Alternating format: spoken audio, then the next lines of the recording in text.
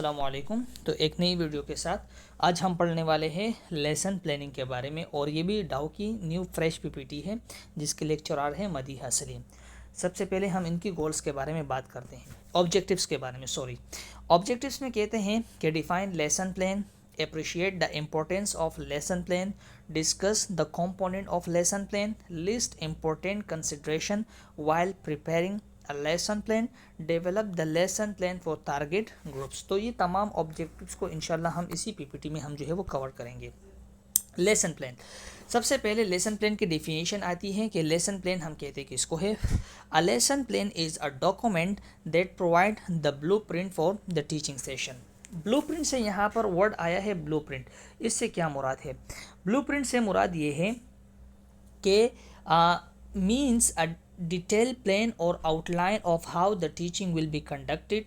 इसका सिंपल देखो, अगर हम सिंपल ब्लूप्रिंट से मुराद लेते हैं तो इससे सिंपल मुराद ये है कि किस तरह से जो हमारा टीचिंग सेशंस वगैरह है इसको हम किस तरह से जो है वो कंडक्ट करेंगे।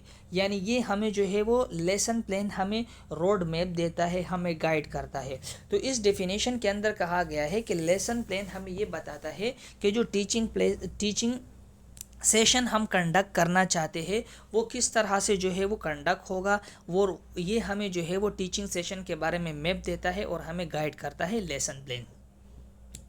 It provide the necessary information for the nurse or other teachers to conduct the teaching session। And इसके अलावा ये क्या करती है कि जितनी भी ज़रूरी इंफॉर्मेशंस वगैरह होती है हमारी टीचिंग सेशन को कंडक्ट करने के बारे में, ये नर्स और दूसरे टीचर्स को जो है वो उसके बारे में इंफॉर्मेशंस वगैरह प्रोवाइड करती है।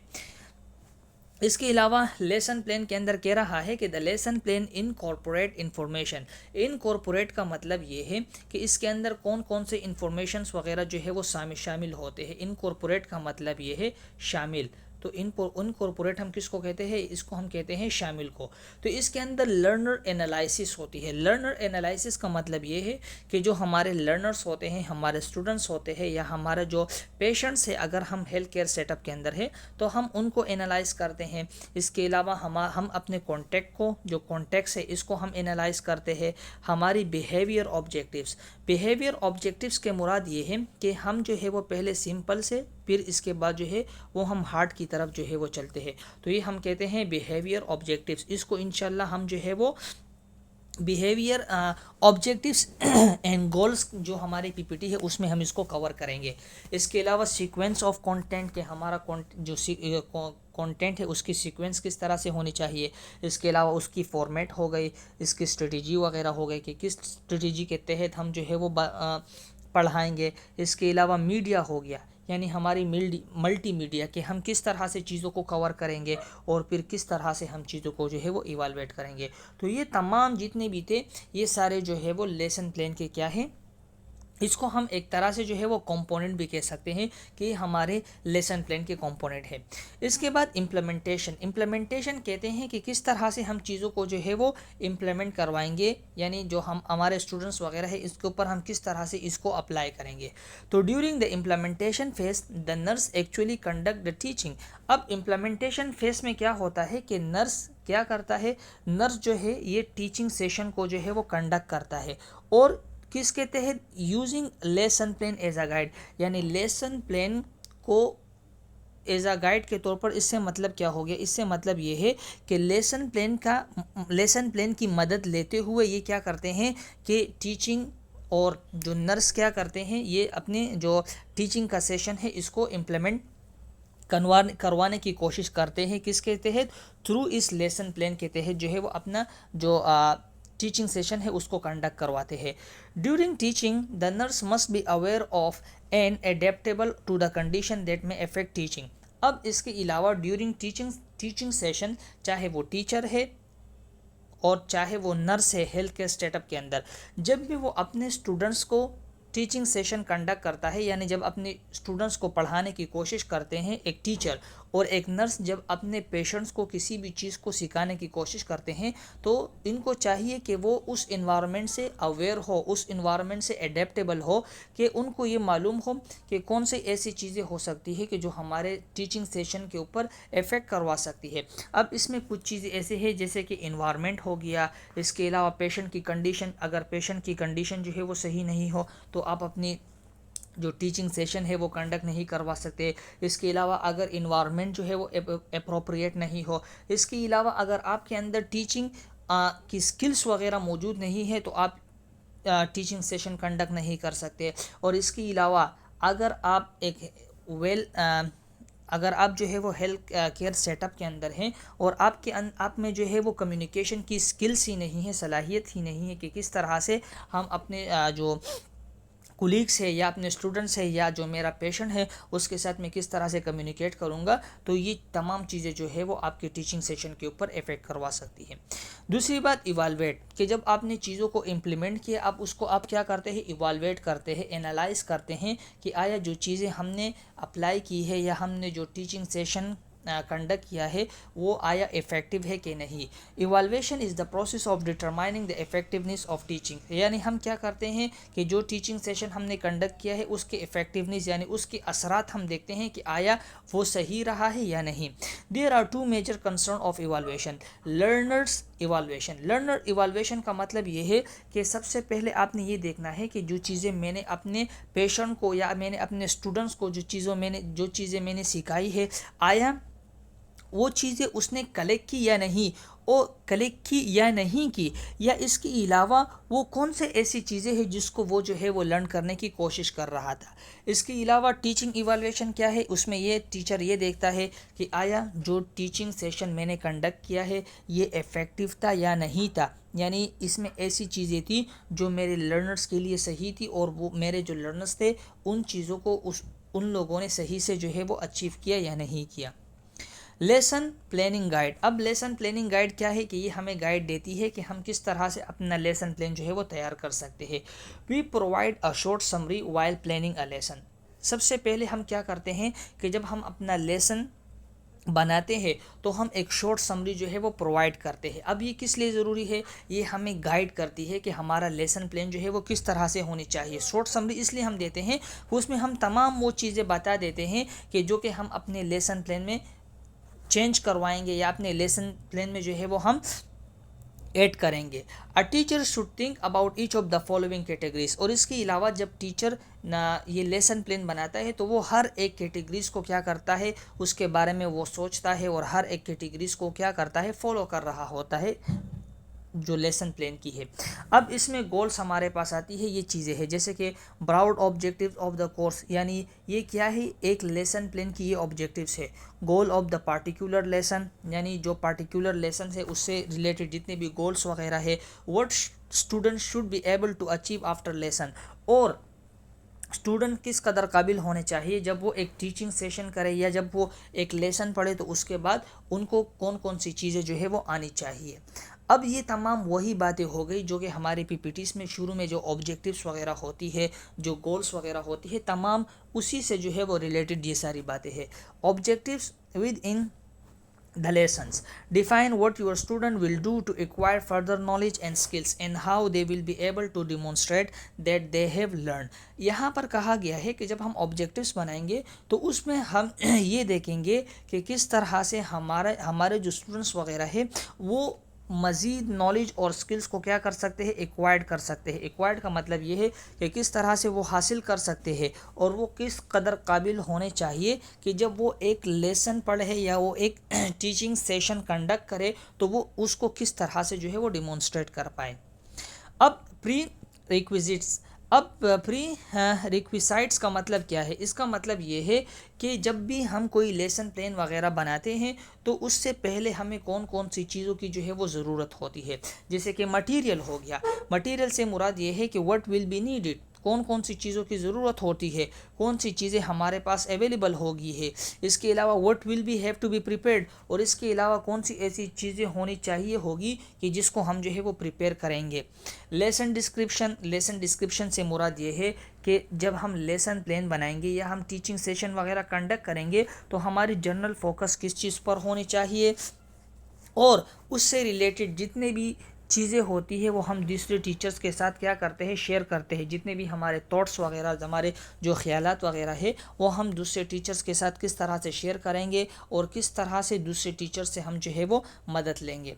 फिर लेसन प्रोसीजर क्या है कि जब हम लेसन प्लान बनाएंगे तो सबसे पहले कौन कौन सी चीज़ें होनी चाहिए। जैसे कि इंट्रोडक्शन, सबसे पहले हम क्या करते हैं कि describe how you introduce ideas and objectives get student attention and motivation. किस तरह से आप जो है वो अपने आइडियाज़ और ऑब्जेक्टिव्स को किस तरह से इंट्रोड्यूस करवाएंगे जिससे आपके स्टूडेंट जो है वो मोटिवेट हो और वो जो है वो आपकी तरफ अटेंशन है।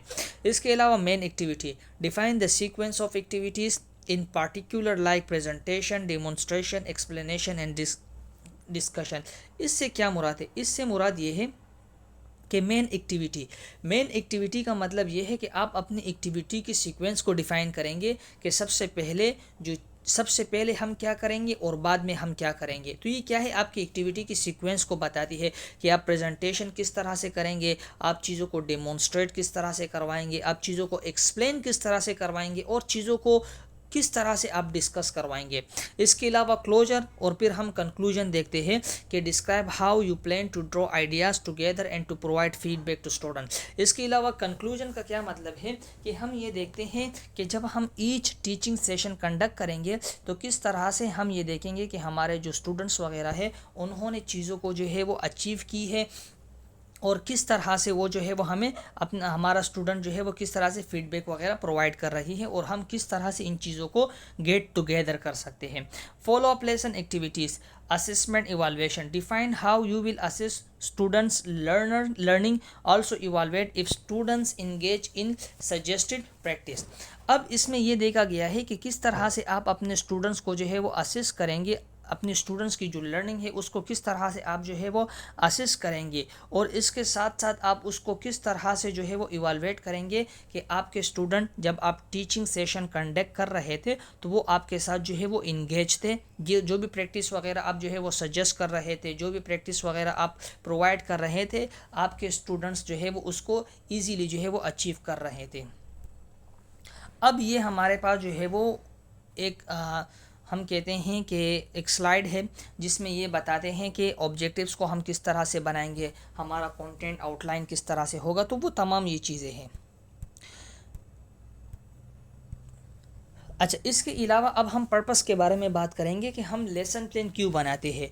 लेसन प्लान हम इसलिए बनाते हैं कि it keep the teacher on track. ये क्या करती है कि जो टीचर्स होते हैं उनको ट्रैक पर रखते हैं। इससे क्या मुराद है, इससे मुराद ये है कि फ़र्ज़ करें आपने देखा होगा कि कुछ टीचर्स ऐसे होते हैं जो पढ़ा एक चीज़ रहे होते हैं और वो किसी दूसरे सब्जेक्ट में जो है वो चले जाते हैं। फ़र्ज़ करें एक टीचर है वो आपको हेल्थ असेसमेंट पढ़ा रहा है और ड्यूरिंग हेल्थ असेसमेंट वो एडल्ट हेल्थ में चला जाए या पैथोफिजियोलॉजी में वो चला जाए, तो लेसन प्लान क्या करती है कि वो टीचर्स को जो है वो अपने ट्रैक पर रखती है। Ensure stable progress and a definite outcome of teaching and learning procedure. इसके अलावा ये लेसन प्लान क्या करती है कि एक डेफिनेट आउटकम पैदा करती है। इससे मुराद ये है कि जब एक टीचर एक टीचिंग सेशन कंडक्ट करता है और उसके बाद वो आइडेंटिफाई करने की कोशिश करता है कि आया जो टीचिंग सेशन मैंने कंडक्ट किया वो इफ़ेक्टिव था, उसके आउटकम मुझे जो है वो किस तरह से मिल रहे हैं। तो लेसन प्लान के तहत जब आप अपनी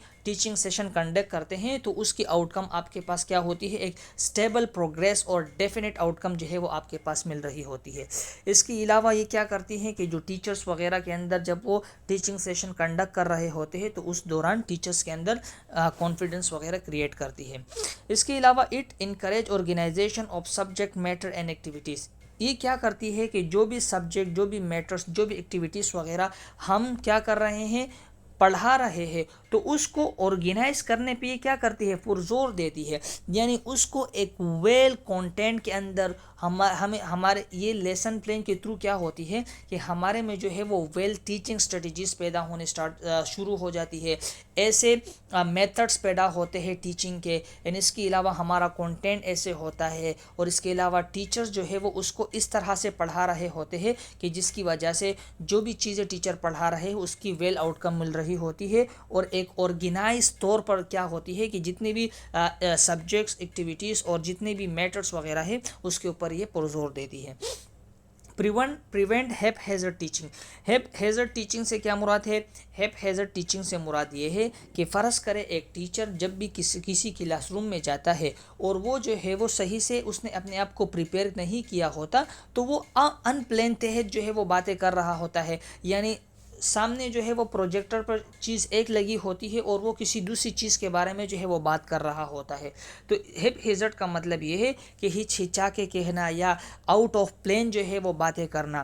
तो it serves as a check on unplanned curriculum continuity and interconnectedness. तो क्या है कि वो अपने जो टीचिंग सेशन है उसके साथ ये कनेक्ट नहीं होता और अपने करिकुलम के तहत जो है वो चीज़ों को समझा नहीं रहा होता। इसके बाद अवॉइड रिपीटिशन। अवॉइड रिपीटिशन का मतलब ये है कि जब आप लेसन प्लान के तहत अपना जो टीचिंग सेशन है जब उसको प्रिपेयर करते हैं तो आप उसको इस तरीके से कंडक्ट करते हैं कि उसमें जो है वो दोबारा रिपीटिशन की ज़रूरत ही नहीं पड़ती है। और इसके अलावा लेसन प्लान ये कह रहा है कि आपका जो है वो लेसन, जो आपका कंटेंट है वो ऐसे होने चाहिए, ऐसे मटेरियल होने चाहिए, ऐसी टीचिंग मेथड होनी चाहिए कि जिसमें जो है वो आप जो रिपीटिशन यानी दोबारा चीज़ों को जो है वो आप रिपीट करे ही ना।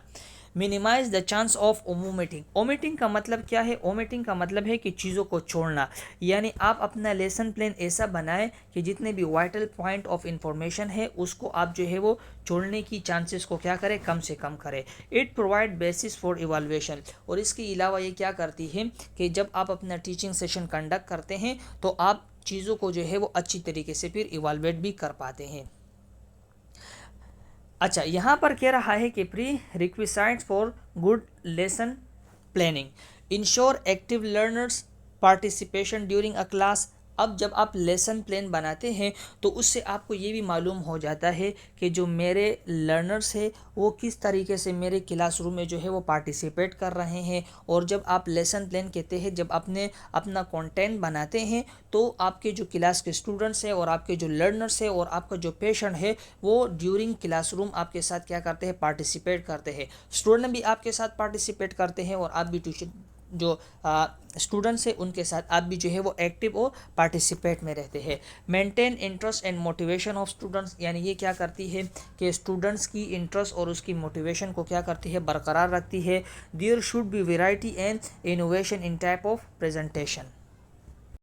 और इससे मुराद ये है कि जब आप लेसन प्लान के तहत अपना टीचिंग सेशन वगैरह जो है वो बनाते हैं यानी अपनी प्रेजेंटेशन को प्रिपेयर करते हैं तो उसके अंदर इनोवेशन हम कहते हैं चेंजेस आती है और इसके अंदर वेराइटीज़ आना स्टार्ट हो जाती है। यानी आप हर तरीके से जो है वो अपने स्टूडेंट को टीचिंग सेशन जो है वो करवा सकते हैं। ऑब्जेक्टिव्स, अब हम क्या करते हैं कि अगर हम लेसन प्लान के तहत देखें तो हमारे ऑब्जेक्टिव्स जो है वो किस तरह से होने चाहिए। The topic and subtopic of the teaching plan are converted into learning objectives, general and specific objectives. इसमें कहा गया है कि जितने भी हमारे टॉपिक्स होते हैं और उस टॉपिक्स के अंदर जितने भी सब टॉपिक होते हैं ऑफ टीचिंग प्लान के उसको हमने जो है वो लर्निंग ऑब्जेक्टिव्स में कन्वर्ट करने चाहिए। लर्निंग ऑब्जेक्टिव्स से मुराद ये है कि उसको जो है वो कुछ इस तरीके से बनाने चाहिए कि जब हम वो अपने स्टूडेंट्स को पढ़ाए या अपने स्टूडेंट को सिखाए तो वो उससे जो है वो चीज़ों को लर्न करे। और वो क्या होने चाहिए, जर्नल होने चाहिए और स्पेसिफिक ऑब्जेक्टिव्स होने चाहिए। Objective should be started in behavioural objectives which are measurable. Objectives behaviour का क्या मतलब है कि सीक्वेंस वाइज होने चाहिए, यानी सिंपल से जो है वो हार्ड की तरफ जाने चाहिए और ऐसे ऑब्जेक्टिव्स होने चाहिए कि मेजरेबल हो। मेजरेबल का मतलब ये है कि किसी भी कॉन्टेक्स्ट के अंदर कहीं भी अगर हम उनको देखना चाहे तो वो हमें जो है वो इजीली फाइंड आउट हो। Time limit should be set for attaining each objectives and it should be include in the lesson plan. इसके अलावा हमारे ऑब्जेक्टिव्स में एक ये भी होने चाहिए कि टाइम लिमिट, यानी हर एक ऑब्जेक्टिव्स के ऊपर हमारा जो है वो एक टाइम लिमिट होने चाहिए कि इतने टाइम में हम इस ऑब्जेक्टिव्स को हम कवर करेंगे, और हर एक ऑब्जेक्टिव्स के लिए हमारे लिए जो है वो एक स्पेसिफिक टाइम होने चाहिए, and it should be include in the lesson. और जो भी ऑब्जेक्टिव जब हम शुरू में यानी फर्स्ट स्लाइड के जब यानी किसी भी प्रेजेंटेशन के फर्स्ट स्लाइड में जब हम कोई भी ऑब्जेक्टिव्स देते हैं तो वो ऑब्जेक्टिव्स हमारे लेसन प्लान यानी जो हमारी प्रेजेंटेशन है उसमें मौजूद होनी चाहिए। Teacher should relate lesson plan with the previous class and prepare few questions so as to identify gap and stimulate learning in student। अब देखो यहाँ पर कह रहा है कि कुछ ऑब्जेक्टिव्स ऐसी होनी चाहिए जो कि हमारी प्रीवियस क्लास से क्या करती है, हमारी प्रीवियस क्लास से जो है वो रिलेट करती है, एंड प्रिपेयर फ्यू क्वेश्चन, और उससे रिलेटेड ऐसे क्वेश्चन जो है वो प्रिपेयर करें जो आप अभी क्लास ले रहे हैं और उसके दौरान, so as to identify gap and stimulate learning in student. अब देखो इस डेफिनेशन से क्या मुराद है? इस डेफिनेशन से मुराद ये है कि जब आप अपने ऑब्जेक्टिव्स प्लान करते हैं और आपके ऑब्जेक्टिव्स ऐसे होने चाहिए जो प्रीवियस क्लास से रिलेट करते हो। क्योंकि इसके साथ साथ आपकी प्रीवियस क्लास की रिवीजन भी हो जाती है, और कुछ ऐसी क्वेश्चन ऐसे होते हैं जो कि आपके पिछले क्लास से रिलेट करते हैं और आपके प्रेजेंट क्लास से रिलेट करते हैं। तो एक तो इसमें ये होती है कि आपका रिवीजन हो जाती है, और दूसरी बात ये है कि चीज़ों को जो है वो आप वेल डिफाइन करते हैं, चीज़ों को जो आपके स्टूडेंट हैं वो वेल अंडरस्टैंड कर जाते हैं। अब objectives, while selecting content teacher has to see that it is suitable to the students level of learning and relate to the objectives। इससे मुराद इसमें ये कह रहे हैं कि कुछ ऑब्जेक्टिव्स ऐसे होने चाहिए आपके, यानी टीचर जब उसको देखे, जब अपना लेसन प्लान बनाए तो ऐसे ऑब्जेक्टिव्स उसके अंदर मौजूद होने चाहिए कि टीचर ये आइडेंटिफाई करे कि आया ये मेरे स्टूडेंट के लिए सूटेबल है, या जो मेरे लर्नर्स है जब मैं उनको इस ऑब्जेक्टिव्स के ऊपर जब मैं कुछ काम करूँगा, जब क्वेश्चन करूँगा, जब कोई बातें करूँगा तो वो उस चीज़ों को अच्छे जो है वो कैच कर पाएंगे, उस वर्ड को अच्छी तरीके से अंडरस्टैंड कर पाएंगे या नहीं, और ये जितने भी ऑब्जेक्टिव्स मैं बना रहा हूँ क्या ये मेरे स्टूडेंट्स के लेवल के हैं या नहीं है।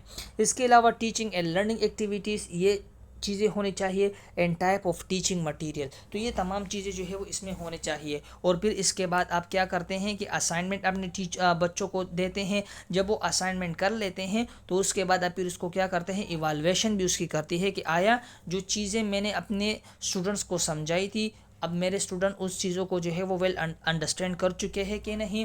इसके बाद उसका फीडबैक यानी थ्रू असाइनमेंट के ज़रिए उनका फीडबैक मेरे पास क्या आया है, और फिर आप उस चीज़ को क्या करते हैं, इवाल्युएट करते हैं।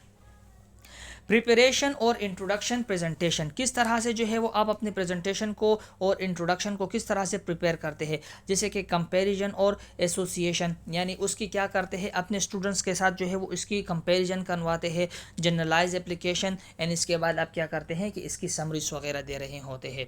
एलिमेंट ऑफ टीचिंग प्लान, अब इसमें क्या है कि type selection of teaching learning activities of description material assignment, इसका क्या मतलब हो गया, एलिमेंट क्या कह रही है कि इसमें आप क्या करते हैं कि जो आपकी टीचिंग लर्निंग एक्टिविटीज़ होती है, जितनी भी आपका मटेरियल होता है असाइनमेंट के लिए, उसको आप क्या करते हैं, सेलेक्ट कर रहे होते हैं, इसको आप इवाल्युएट करते हैं और इसके बारे में आप जो है वो रेफरेंस दे रहे होते हैं।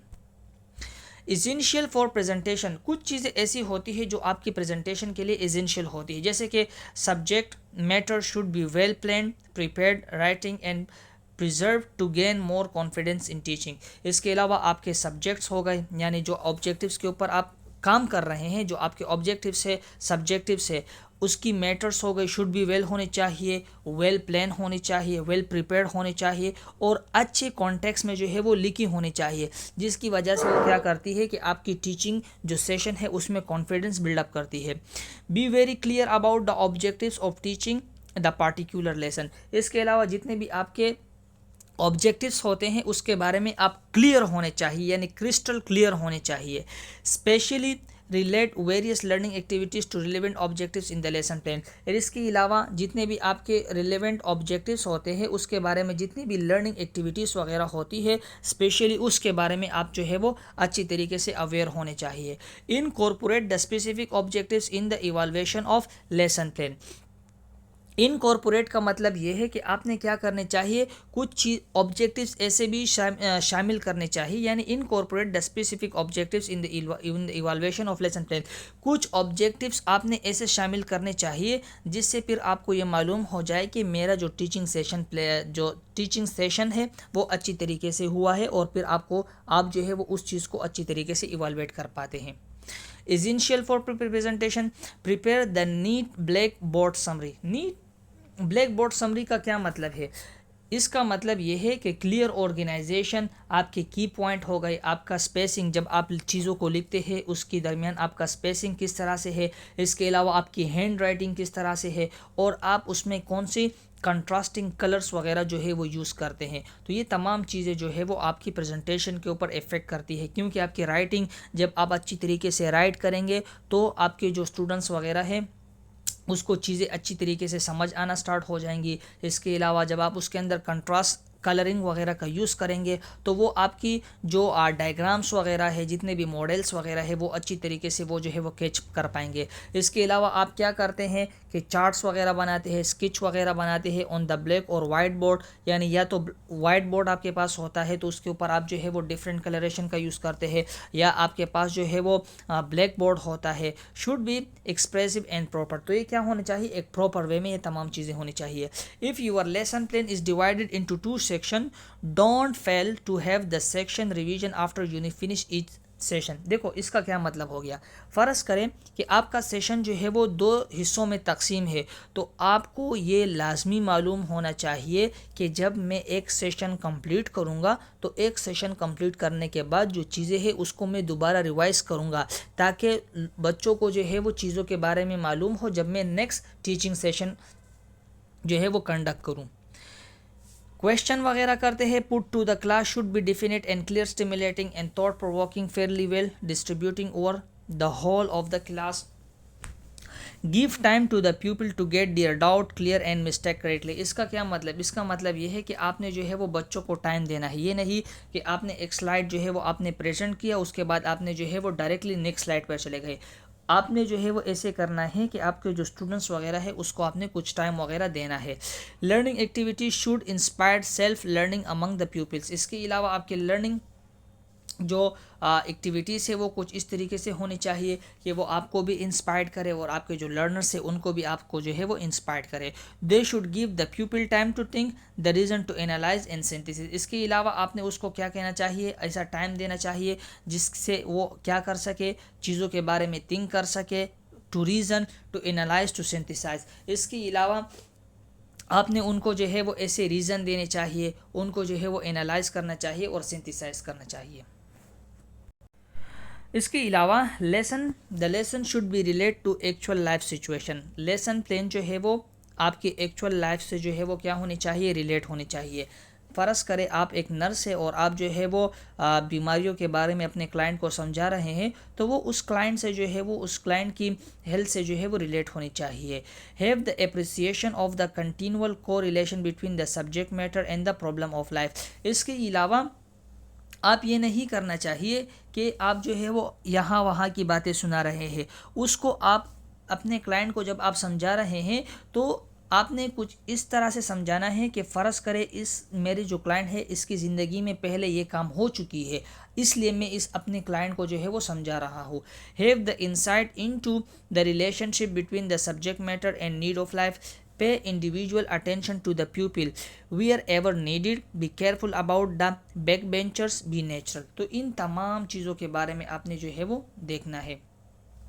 Have adequate command over स्पोकिंग language और इफेक्टिव स्मूथ एंड फ्लूलेस एक्सप्रेशन। इसके अलावा आपको जो है वो स्पोकिंग language, effective, smooth on flawless के अंदर जो है वो आपको कमांड हासिल होनी चाहिए कि आप किस तरीके से जो है वो लोगों को समझा रहे हैं, आपकी कम्युनिकेशन किस तरह से है, जो चीज़ें आप बता रहे हैं आया उनका जो है वो लोगों के ऊपर इफेक्ट हो रहा है कि नहीं।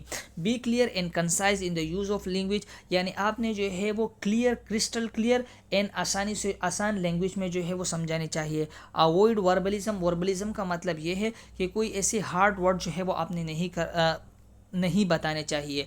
B economical in the use of language, maintain the discipline of the class, well different section of the class into a homogeneous and watching group। तो इन तमाम चीज़ों के बारे में क्या है कि आपने जो है वो देखना है। इसके अलावा ये क्या है कि ये रेफरेंस है। कुछ चीज़ें जो है वो मैंने आपको डायरेक्टली बताई है, वो इसलिए क्योंकि वो जो है वो आसान है। असल चीज़ें जो हमारी शुरू की थी वो थी, ये सारी जो है वो हमें वो चीज़ें हैं जिनका हमें ख्याल रखना चाहिए। अगर आपको ये पीपीटी अच्छी लगी हो तो हमें फॉलो करना ना भूलिएगा। इसके अलावा अगर हमें किन चीज़ों के ऊपर अगर इम्प्रूवमेंट की ज़रूरत है इस पीपीटी में, तो आप हमें कमेंट में ज़रूर बता दीजिएगा।